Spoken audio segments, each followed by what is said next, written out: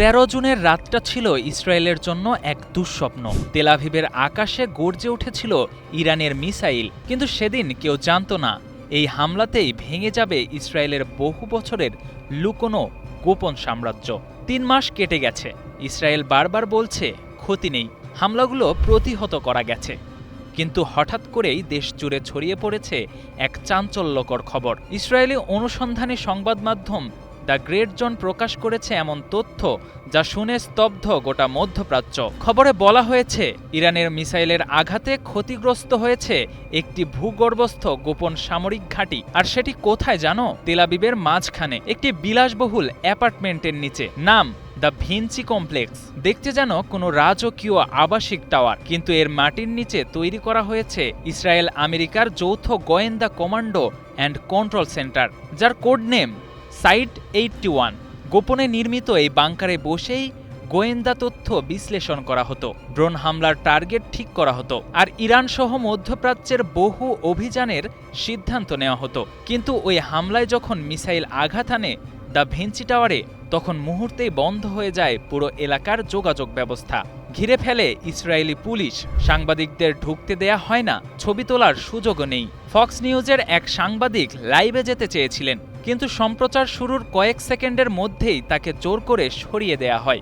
সবকিছু যেন হঠাৎই অদৃশ্য হয়ে গেল। কিন্তু লুকিয়ে রাখা যায়নি সব সত্যি। স্থানীয় বাসিন্দারা জানিয়েছেন, হামলার পর তাদের এলাকায় বিদ্যুৎ বন্ধ ছিল কয়েক ঘন্টা। রাতভর চলেছে সেনাদের গোপন তৎপরতা। আরও চমকপ্রদ বিষয় হলো, এই বাংকার ঘিরে রয়েছে বাচ্চাদের খেলার মাঠ, একটি কমিউনিটি সেন্টার আর কয়েকটি আবাসিক ভবন। অর্থাৎ একদম বেসামরিক এলাকার নিচেই লুকিয়ে রাখা হয়েছে একটি সামরিক সদর দপ্তর। এখন প্রশ্ন উঠছে, এমন বিপজ্জনক স্থাপনা নাগরিকদের নিচে কেন? কেন গোপনে বানানো হয়েছিল সাইট 81? বিশ্লেষকরা বলছেন এটা ইসরায়েলের এক ধরনের কৌশলগত প্রতিরক্ষা কৌশল, যাতে শত্রুপক্ষ সহজে চিহ্নিত করতে না পারে তাদের গোয়েন্দা কেন্দ্রগুলোকে। কিন্তু এতে ঝুঁকি বেড়ে যায় সাধারণ মানুষের। একটি মিসাইলের আঘাত মানে পুরো এলাকায় ধ্বংস। ইসরায়েলের ভেতর এখন পর্যন্ত বিতর্ক ছড়িয়েছে।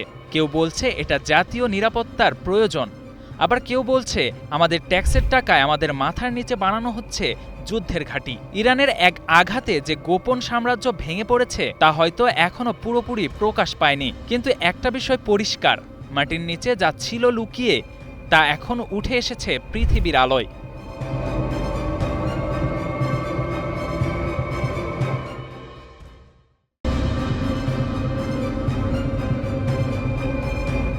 ইরানের পরমাণু স্বপ্ন চিরতরে শেষ, এমন ঘোষণা দিয়েছিলেন মার্কিন প্রেসিডেন্ট ডোনাল্ড ট্রাম্প। কিন্তু সত্যি কি ইরান থেমে গেছে? না, বরং ধ্বংসস্তূপের ভেতর থেকেই আবার নতুন করে জেগে উঠছে ইরান। আর ট্রাম্পের সেই কথাকে আজ খোলাখুলি স্বপ্ন বলে উড়িয়ে দিয়েছে ইরানের সর্বোচ্চ নেতা আয়াতুল্লাহ আলী খামেনি। ইসরায়েল ও আমেরিকা একজোট হয়ে ইরানের মাটিতে চালায় ভয়াবহ বিমান হামলা। লক্ষ্য ছিল ইরানের গোপন পরমাণু কেন্দ্র ফর্দো এবং দেশটির মিসাইল কারখানাগুলো। এই হামলার পর আত্মবিশ্বাসের সঙ্গে ট্রাম্প ঘোষণা দেন ইরানের পরমাণু অস্ত্র তৈরির স্বপ্ন চিরতরে শেষ। কিন্তু ট্রাম্পের সেই ঘোষণার পর কদিন যেতে না যেতেই ইরান অবিশ্বাস্যভাবে ঘুরে দাঁড়ায়। ধ্বংস হয়ে যাওয়া পরমাণু স্থাপনাগুলো তারা দ্রুত মেরামত করে আবার চালু করে দেয়, আর মিসাইল ইউনিটগুলো আগের চেয়েও বেশি আধুনিক ও শক্তিশালী রূপে ফিরিয়ে আনে তেহরান। বিশ্বের কাছে যেন এক অঘোষিত বার্তা দেয়, ইরানকে ধ্বংস করা যায় না, শুধু দেরি করানো যায়। এই ঘটনার পরই খামেনি এক প্রকাশ্য বৈঠকে ট্রাম্পকে কটাক্ষ করে বলেন, আপনি শুধু স্বপ্ন দেখতে থাকুন, ইরানের পরমাণু কর্মসূচি ঘোষণা করা আপনার মতো কারো পক্ষে সম্ভব নয়। তিনি আরও বলেন, একটি দেশ কি করবে আর কি করবে না তার প্রেসক্রিপশন দেওয়ার আপনি কে? Mister Trump. এর মধ্যেই ট্রাম্প নতুন এক নাটক শুরু করেন। ইসরায়েলের পার্লামেন্টে দাঁড়িয়ে তিনি বলেন ইরানের সঙ্গে নাকি শান্তি চুক্তি হতে পারে, কিন্তু ইরান বিশ্বাস করে এই কথাগুলোর পেছনে শান্তির উদ্দেশ্য নয়, বরং জায়নবাদী ইসরায়েলের মনোবল বাড়ানোই ট্রাম্পের আসল লক্ষ্য। খামেনি বলেন, ইরানের সম্পর্কে আজগুবি কথা বলে ট্রাম্প নিজের বাহাদুরি দেখাতে চান। যদি সত্যি তিনি শক্তিশালী হন, তবে আগে আমেরিকার ভেতরে যে লাখো মানুষ তার বিরুদ্ধে প্রতিবাদ করছে তাদের থামান। গাজায় যুদ্ধ নিয়েও খামেনি ট্রাম্পকে কঠোরভাবে আক্রমণ করেন। তিনি বলেন, গাজার নিরপরাধ মানুষদের হত্যার জন্য যে অস্ত্র ব্যবহার করছে ইসরায়েল সেগুলো দিয়েছে আমেরিকা নিজেই। তাহলে গাজার নিহত হাজার হাজার শিশুর রক্তের দায়ও ট্রাম্পের কাঁধে। খামেনির দাবি, আমেরিকা সন্ত্রাসবাদের বিরুদ্ধে নয়, বরং সন্ত্রাসকেই পৃষ্ঠপোষকতা করছে। তাদের হাতে শিশু ও নবজাতকের রক্ত, তারা কখনো শান্তির বার্তা দিতে পারে না। ট্রাম্প নিজেকে শান্তির দূত হিসেবে উপস্থাপন করতে চাইলেও ইরানের দৃষ্টিতে তিনি কেবলই একজন টান্টবাজ। খামেনি বলেন, যদি জোর করে কোনো চুক্তি চাপিয়ে দেওয়া হয় সেটাকে শান্তি বলা যায় না, সেটাই আসল আগ্রাসন। ইরান এখন প্রতিরোধ নয়, বরং প্রতিশোধের প্রস্তুতিতে ব্যস্ত। তেহরান একটার পর একটা নতুন মিসাইল পরীক্ষা চালাচ্ছে, যার রেঞ্জ আজ সহজেই পৌঁছে যেতে পারে তেল আভিভ থেকে ওয়াশিংটন পর্যন্ত। তাদের বার্তা পরিষ্কার, ইরানকে থামানো যায় না, বরং প্রতিবার আগের চেয়ে আরও শক্তিশালী হয়ে ফিরে আসে তারা। ট্রাম্প ভেবেছিল বোমা ফেলে ইরানের পরমাণু স্বপ্ন শেষ করা যাবে, কিন্তু বাস্তব বলছে সেই স্বপ্ন আজ আগের চেয়ে আরও বড়, আরও দৃঢ়, আরও ভয়ঙ্কর। ইরান যেন বারবার প্রমাণ দিচ্ছে, যে জাতি নিজের বিশ্বাসে অটল থাকে তাকে কোনো শক্তি কখনো মাটি ফেলতে পারে না।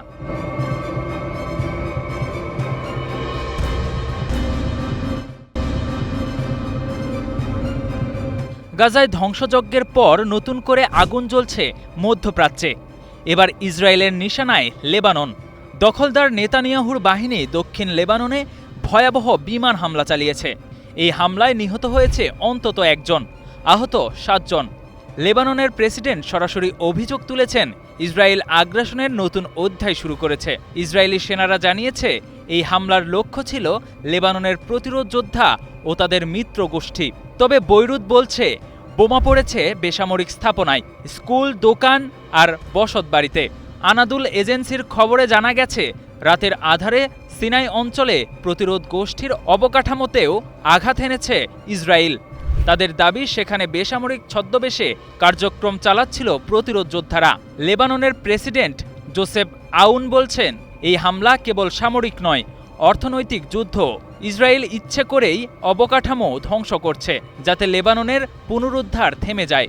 এই আগ্রাসন মধ্যপ্রাচ্যের স্থিতিশীলতা ভাঙার পরিকল্পিত কৌশল। গত বছরের যুদ্ধবিরতির পরও একাধিকবার লেবাননে বোমাবর্ষণ করেছে ইসরায়েল। ইরান সমর্থিত মিলিশিয়ার সঙ্গে দীর্ঘ উত্তেজনার পর এখন সেই আগুন আবার ছড়িয়ে পড়েছে সীমান্ত জুড়ে। একই সঙ্গে ইয়েমেনেও চলছে ইসরায়েলের হামলা। সেখানে নিহত হয়েছে বিদ্রোহী গোষ্ঠীর সামরিক প্রধান মোহাম্মদ আল খামারি। ইসরায়েল দাবি করছে, এটি ছিল ইরান সমর্থিত গোষ্ঠীর অবস্থান লক্ষ্য করে চালানো প্রতিরোধমূলক হামলা। কিন্তু এই হামলাতেই প্রাণ গেছে অন্তত 9 জনের। এখন প্রশ্ন একটাই, ইসরায়েল কি নতুন করে আগুন ছড়াচ্ছে পুরো মধ্যপ্রাচ্যে, নাকি এটি বড় কোনো রাজনৈতিক বার্তা যা ছড়িয়ে পড়েছে গাজা থেকে বৈরুত হয়ে ইয়েমেন পর্যন্ত? আন্তর্জাতিক মহল বলছে, যদি এই আঘাত না থামে তাহলে মধ্যপ্রাচ্যের শান্তি আর নিরাপত্তা শুধু মানচিত্রে সীমাবদ্ধ থাকবে। বিশ্ব তাকিয়ে আছে, এই আঘাত থামবে কবে, আর কে দেবে শান্তির উত্তর?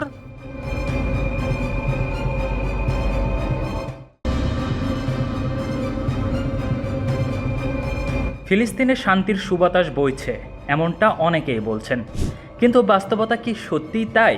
যুদ্ধবিরতির ঘোষণা এলেও মধ্যপ্রাচ্যের আকাশ এখনও উত্তপ্ত, আর সেই আগুনে ঝলসে যাচ্ছে সাধারণ মানুষ। ইসরায়েল বলছে তারা যুদ্ধবিরতির শর্ত মানছে, কিন্তু ফিলিস্তিনের রাস্তায় রক্ত এখনও শুকায়নি। প্রতিরোধ গোষ্ঠীর বিরুদ্ধে যুদ্ধবিরতি লঙ্ঘনের অভিযোগ উঠেছে, আর ইসরায়েল সেই অজুহাতে হামলা চালিয়ে যাচ্ছে একের পর এক। ফিলিস্তিনি সূত্র বলছে, এই হামলাগুলোর বেশিরভাগই অঘোষিত প্রতিরোধ। অন্যদিকে পশ্চিমারা চুপ, কারো ভ্রুক্ষেপ নেই। এ যেন অপেক্ষিকতার তত্ত্ব, রাজনীতির নতুন পাঠ, যেখানে কারো দোষ আর কারো কর্ম সবই ক্ষমতার মাপে মাপা হয়। পশ্চিম তীরে সাম্প্রতিক সংঘর্ষের ঘটনায় ধরুন, ইসরায়েলি প্রতিরক্ষা বাহিনী আইডিএফ অভিযান চালাতে গিয়ে ফিলিস্তিনি প্রতিরোধের মুখে পড়ে। বোমা নিক্ষেপে আহত হয় 2 জন ইসরায়েলি সেনা, তাদের হাসপাতালে নেওয়া হয়েছে। তবে বিশ্লেষকরা প্রশ্ন তুলছেন, যুদ্ধবিরতির সময় সেনা অভিযান কেন, আর তাদের উপর পাল্টা হামলাটা কি সত্যিই ভুল ছিল? আইডিএফ দাবি করছে তারা সন্ত্রাস বিরোধী অভিযান চালাচ্ছে, কিন্তু ফিলিস্তিনি সূত্র বলছে এটা অভিযান নয়, গ্রেপ্তারের অভিযান। এক রাতেই 35 জন ফিলিস্তিনিকে আটক করা হয়েছে। যার মধ্যে সাবেক বন্দী এমনকি শিশুরাও আছে। অভিযান চালানো হয় ব্রন, জেরিকো, তুলকালাম, আফসুদ আর পূর্ব জেরুজালেমে। কৃষকরা বলছেন উত্তর না পেয়ে আইডিএফ তাদের হয়রানি করছে। এমন অভিযোগের শেষ নেই, আর বিচারও নেই। যুদ্ধবিরতির মধ্যেও ইসরায়েলি সেনারা থামেনি। গত শুক্রবার এক বাসে নির্বিচারে গুলি চালিয়ে হত্যা করা হয়েছে একই পরিবারের 11 জন ফিলিস্তিনিকে, যার মধ্যে 7 জন শিশু, 3 জন নারী। গাজার কর্তৃপক্ষ বলছে যুদ্ধবিরতি কার্যকর হওয়ার পরও শনিবার পর্যন্ত অন্তত 38 জন ফিলিস্তিনি নিহত হয়েছে।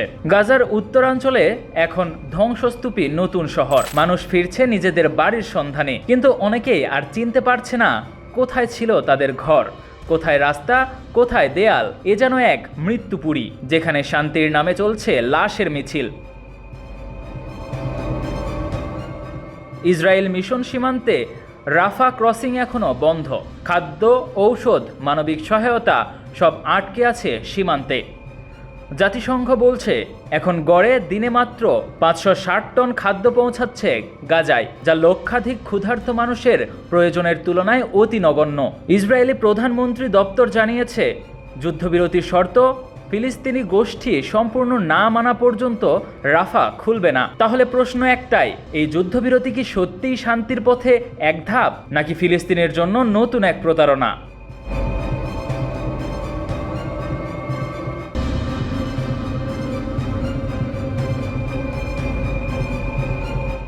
ইসরায়েল ইরান সংঘাতের পর একে একে অনেক অজানা তথ্য, অনেক গোপন দাবি সামনে আসতে শুরু করেছে। ইরান এখন স্পষ্ট বলছে তাদের ক্ষেপণাস্ত্র ভান্ডার কিংবা স্থাপনাগুলোতে ইসরায়েলের হামলায় কোনো ক্ষতি হয়নি, এমনকি আঁচও লাগেনি। ইরানের ইসলামী বিপ্লবী রক্ষী বাহিনী আইআরজিসির উপসমন্বয়কারী জেনারেল মোহাম্মদ রেজা নাকভি দাবি করেন ইসরায়েল যত কথাই বলুক তাদের হামলা ছিল সম্পূর্ণ ব্যর্থ। তার ভাষায়, আমাদের ক্ষেপণাস্ত্র উৎক্ষেপণ কেন্দ্রগুলো হামলার পরও সক্রিয় রয়েছে, একটিও ধ্বংস হয়নি। ইসরায়েল শুধু প্রচারণা চালাচ্ছে, বাস্তবতা পুরো উল্টো। তিনি আরও যোগ করেন, ইসরায়েলের এত উন্নত প্রযুক্তি, এত আধুনিক অস্ত্র দিয়েও তারা ফিলিস্তিনের প্রতিরোধ গোষ্ঠীর সুড়ঙ্গ ধ্বংস করতে পারেনি। তাহলে ইরানের ক্ষেপণাস্ত্র ঘাঁটি ধ্বংস করার কথা ভাবাও হাস্যকর। ইরানের দাবি তাদের ক্ষেপণাস্ত্র উৎক্ষেপণ কেন্দ্রগুলোর 1% ক্ষতিগ্রস্ত হয়নি, বরং সেই আক্রমণের পর থেকেই দেশ জুড়ে আবারও জোরদার প্রস্তুতি চলছে। ইরান এখন নতুন করে অন্তত 10,000 ক্ষেপণাস্ত্র তৈরির পথে হাঁটছে। সব অস্ত্র তৈরি হচ্ছে তাদের নিজস্ব কামারশালায়, নিজস্ব প্রযুক্তিতে। জেনারেল নাকভির ভাষায়, ইরান শুধু ইসরায়েলের বিরুদ্ধে নয়, বরং পশ্চিমা বিশ্ব ও মধ্যপ্রাচ্যের তাদের তল্পিবাহকদের বিরুদ্ধেও লড়ছে। তেহরান এখন একযোগে সামাল দিচ্ছে পারস্য উপসাগরের মার্কিন ড্রোন, প্রতিবেশী দেশগুলোর মার্কিন ঘাঁটি আর বিদেশি গোয়েন্দা তৎপরতা, যাদের চোখ সবসময় ইরানের ওপর নিবদ্ধ। তবু ইরান থেমে নেই, বরং শনিবার দেশটির আইআরজিসি অ্যারোস্পেস ফোর্স উন্মোচন করেছে দুটি নতুন ক্ষেপণাস্ত্র। ইমাদ ও কাদের ভূগর্ভস্থ এক ক্ষেপণাস্ত্র ঘাঁটি থেকে টেলিভিশনে সরাসরি সম্প্রচার হয় উন্মোচনটি। ইমাদ ক্ষেপণাস্ত্রের নতুন সংস্করণ আরও উন্নত করা হয়েছে, আর তাদের ক্ষেপণাস্ত্রে যুক্ত করা হয়েছে ইলেকট্রনিক প্রতিরোধ সরঞ্জাম, যা শত্রুপক্ষের সিগন্যাল জ্যাম বা ইলেকট্রনিক ওয়ারফেয়ার প্রতিহত করতে সক্ষম। ইরানের অ্যারোস্পেস কমান্ডের এক শীর্ষ কর্মকর্তা জানিয়েছেন, আমাদের ক্ষেপণাস্ত্র শক্তি প্রতি ঘন্টায় বৃদ্ধি পাচ্ছে, আর সদ্য তৈরি করা ক্ষেপণাস্ত্রগুলো ইতিমধ্যেই লঞ্চারে বসানো হয়েছে। অর্থাৎ ইরান প্রস্তুত শুধু রক্ষার জন্য নয়, প্রয়োজনে পাল্টা আঘাতের জন্য।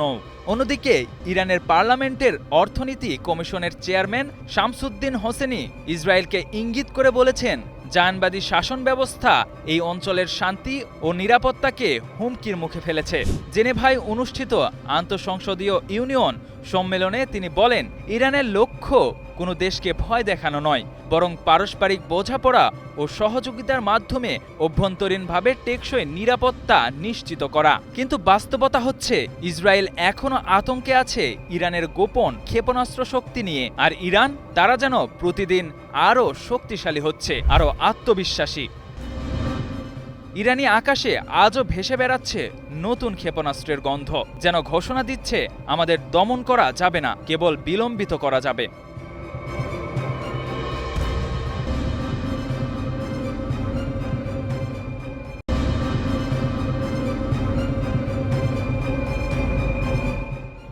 ভয়ানক পরিস্থিতি তৈরি হয়েছে মধ্যপ্রাচ্যে। ইরানের হাতে যে চরম আঘাত কেঁপে উঠেছিল, তারপরও শেখায়নি ইসরায়েলকে।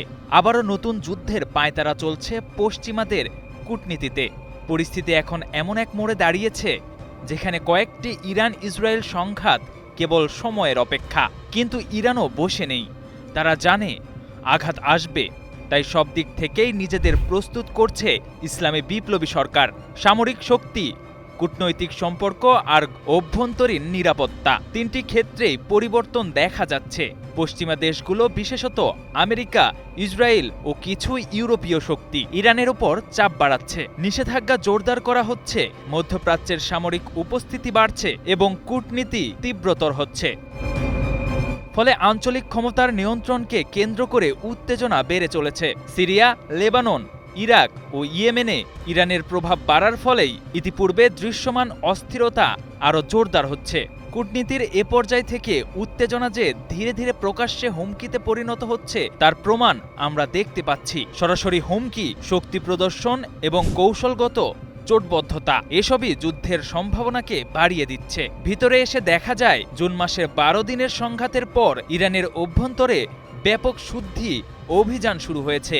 নিরাপত্তা বাহিনী বিদেশি গোয়েন্দার সঙ্গে যোগ থাকার অভিযোগে অনেকে আটক করেছে।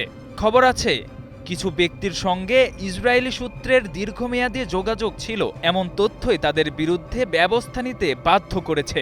এই অভ্যন্তরীণ রদবদল একদিকে রাষ্ট্রীয় স্থিতি মজবুত করছে, অন্যদিকে একটি কঠোর সুর তৈরি করেছে। মুখে নরম অথবা শান্ত দেখালে ভালো, কিন্তু প্রতিরোধ সেই অনুযায়ী কঠিন হবে। অন্যদিকে গত 3 আগস্ট ইরান সর্বোচ্চ জাতীয় নিরাপত্তা পরিষদ গঠন করেছে, যার নেতৃত্বে থাকবেন রাষ্ট্রপতি নিজে। এই নতুন সংস্থার লক্ষ্য দীর্ঘমেয়াদী প্রতিরক্ষা পরিকল্পনা তৈরি করা, সশস্ত্র বাহিনীর পরিচালন ক্ষমতা বাড়ানো এবং চলমান আঞ্চলিক অস্থিরতার একটি স্থায়ী কৌশল নির্ধারণ করা। এটি স্পষ্ট নির্দেশ দেয় যে ইরান এখন কেবল প্রতিক্রিয়া নয়, পরিকল্পিতভাবে নিজেদের অবস্থান শক্ত করে তুলেছে।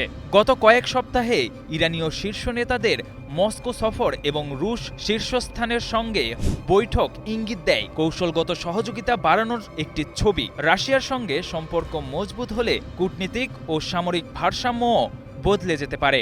সবচেয়ে গুরুত্বপূর্ণ, ইরানের প্রতিরক্ষা মন্ত্রী ইতিমধ্যে স্বীকার করেছে যে 12 দিনের সংঘাতে ইরান তার সবচেয়ে উন্নত অস্ত্র ব্যবহার থেকে বিরত ছিল। এর মধ্যে উল্লেখযোগ্য হল কাশেমবাসীর মতো মিসাইল। তিনি সতর্ক করে বলেছেন, আক্রমণ হলে প্রতিক্রিয়া হবে অপ্রত্যাশিত এবং জোরালো। এইসব উপাদান একসাথে মিললে দেখা যায় মধ্যপ্রাচ্যে এখন নতুন এক সংমিশ্রণ তৈরি হয়েছে, যেখানে কূটনীতি, নিষেধাজ্ঞা, অভ্যন্তরীণ শুদ্ধি এবং সামরিক প্রস্তুতি সবই একযোগে কাজ করছে। ফলে বর্তমান পরিস্থিতি অনিশ্চিত। সঠিক মাত্রায় উত্তেজনার তীব্রতা ছড়িয়ে যেতে পারে, আর বিশ্ব তখন নতুন একটি জটিল পর্যায়ে পৌঁছে যাবে।